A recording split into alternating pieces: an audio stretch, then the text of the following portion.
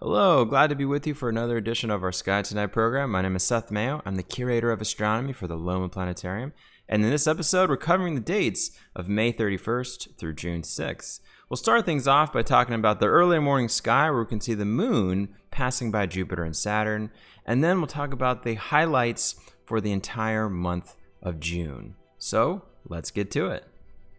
This week in the early morning before sunrise, we'll have a nice grouping of solar system objects in the east, kind of southeastern part of the sky. And starting on June 1st in the early morning before sunrise, you'll find that the moon will be in its waning phases, a little over half full, or pretty close to half full, and very close to the largest planet in the solar system, the planet Jupiter. So you could technically call this a conjunction of Jupiter and the moon. They're quite far apart for a conjunction, about 5 degrees apart, but they're relatively close in the same vicinity, so they're quite nice to see together. And not far away, as we've mentioned in previous episodes, is the planet Saturn as well. And as we always talk about, planets look like stars that don't twinkle, so you'll definitely see the difference between these two objects versus the stars you'll see possibly around them. So they're nice to see kind of along with the moon. And this is on June 1st. If we continue through the week here, we'll find that the moon, of course, will slide away, getting to last quarter when it's actually half full, and continuing into its waning crescent phases as we move into the rest of the week and into the weekend. And by Sunday the 6th, you'll see a very thin crescent moon just above the sun, leaving behind those two planets. So that'll be quite nice, at least early in the week, to see the moon a little closer there, and a thin crescent a little closer to the sun. And just remember that Jupiter and Saturn are rising earlier and earlier, so we'll have a better and better chance to see them in the evening sky a little later in the year. But for now, they're still dominant in the morning, in the east-southeast, even more towards the south, depending on the time you're getting up. For interesting specific celestial events for the month of June, we can start on June 10th, where we have both a new moon when the backside moon is being lit by the sun, and also a solar eclipse. Now, the solar eclipse is limited to a very small portion of the Earth. Solar eclipses are usually that way, especially if you want to be on the path of totality, and it's actually called an annular solar eclipse. And this will be seen from parts of Canada, Greenland, the Arctic Ocean, and parts of Russia as well. So not the most populated areas on Earth, but if you're in those locations, you might have a view of the moon blocking most of the sun. So the thing about annular eclipses is that you have to have eye protection the entire time you're looking at it, because there is no time when the moon covers the sun completely. So I have our location stellarium set to Canada, and this is happening in the early morning just after sunrise, rising kind of in the eastern northeastern part of the sky. And if we zoom in, we can actually see the dark disk of the moon and a tiny sliver of the sun. That's why it's called an annular eclipse. You get this ring of the sun around it. If it's a total solar eclipse, that is when the moon covers the sun completely. And for that brief moment, you don't need eye protection. But for an annular eclipse, you always do, because there's still some light shining here, and it can become quite dangerous to your eyes if you're looking at it without any kind of eclipse glasses or a special filter on a camera or a telescope. So this will be really nice for those who live in more northerly parts of the world, and there will be a partial eclipse for other parts of the world as well, farther south of this location. But we'll talk about that in our next episode more specifically about what's going on. On June 20th and the 21st, we get to usher in the first day of summertime, because at this time of the year, this is our summer solstice, the longest day of the year with the shortest night, at least for us in the northern hemisphere. Of course, that's flipped for the southern hemisphere. It will be their shortest day of the year and longest night. That's their winter solstice. So we're celebrating our summer solstice, and for us, that's when the sun will actually sit highest above the celestial equator. We can see that here in stellarium. This is the celestial equator that divides the sky into a northern section and a southern section, and the ecliptic is the path that the sun seems to make in the sky as we go around the sun. And so you'll notice the distance here is the greatest, at least north of it, in the summertime, and it's greatest south of it during the winter solstice, and the equinoxes are when these lines cross. So we have it at its highest point in our sky for the northern hemisphere. It technically actually happens at 3:32 UTC on the 21st, early in the morning.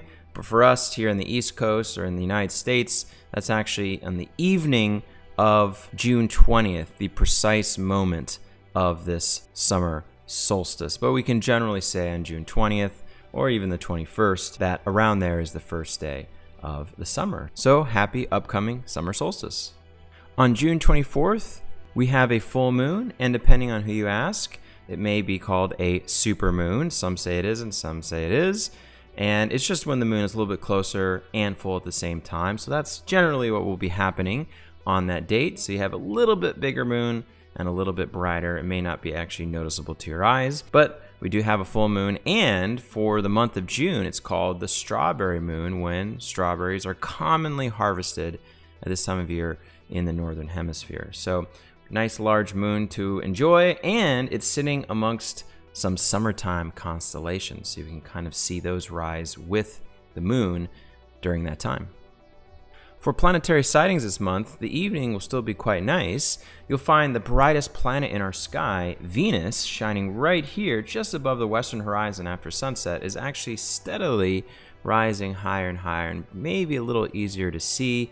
It just shines through all that haze you may see low in the horizon, so it really is great. And Mercury, that we saw last month, has actually gotten too close to the sun, so we can no longer see that planet. And then if we look above Venus, we still have a chance to see the planet Mars. It's gotten quite a bit dimmer than it was earlier in the year, but it's still there. You'll still see that kind of reddish glow that it has, and it's actually starting to sink closer and closer to the sun. So we're seeing less and less of it, but there's still an opportunity to see it above Venus in the west after sunset. And like I said earlier, Jupiter and Saturn are still out in the morning and steadily rising higher and higher as we get through the summertime. For stars and constellations that are best for this month, around the 9:30 p.m. time frame, we can actually look towards the west, where we're actually seeing the last of those wintertime stars disappear in the western horizon. We can still see the Gemini twins, the two heads of the twins, standing there.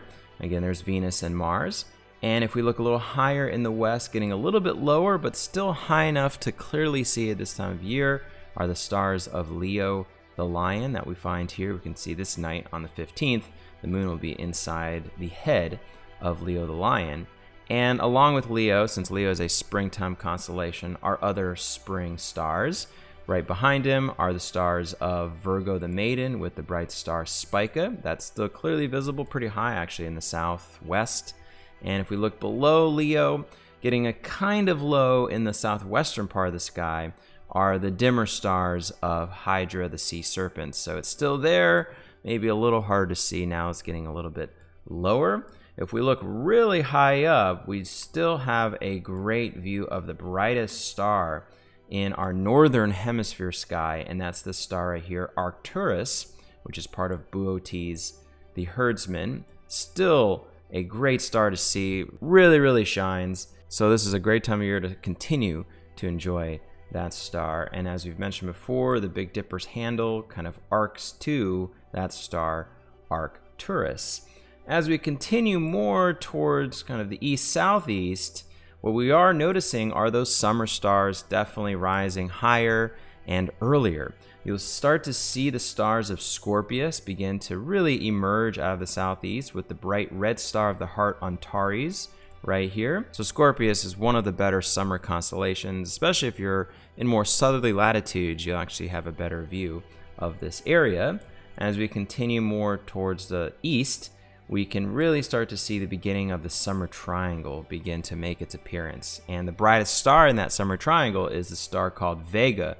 Very bright star, which is part of the really teeny tiny constellation called Lyra the Harp. So that's the top of the summer triangle. There are some other stars that are part of it as well that are just starting to emerge out of the horizon in this area here. That's part of Cygnus the Swan, and you'll have the stars of Aquila the Eagle down here. So that's sort of a nice area to begin to watch out for as those summer objects start to climb higher and higher up. And a great thing about the summertime, especially if you're in darker locations, is the summer brings us the best view of the Milky Way.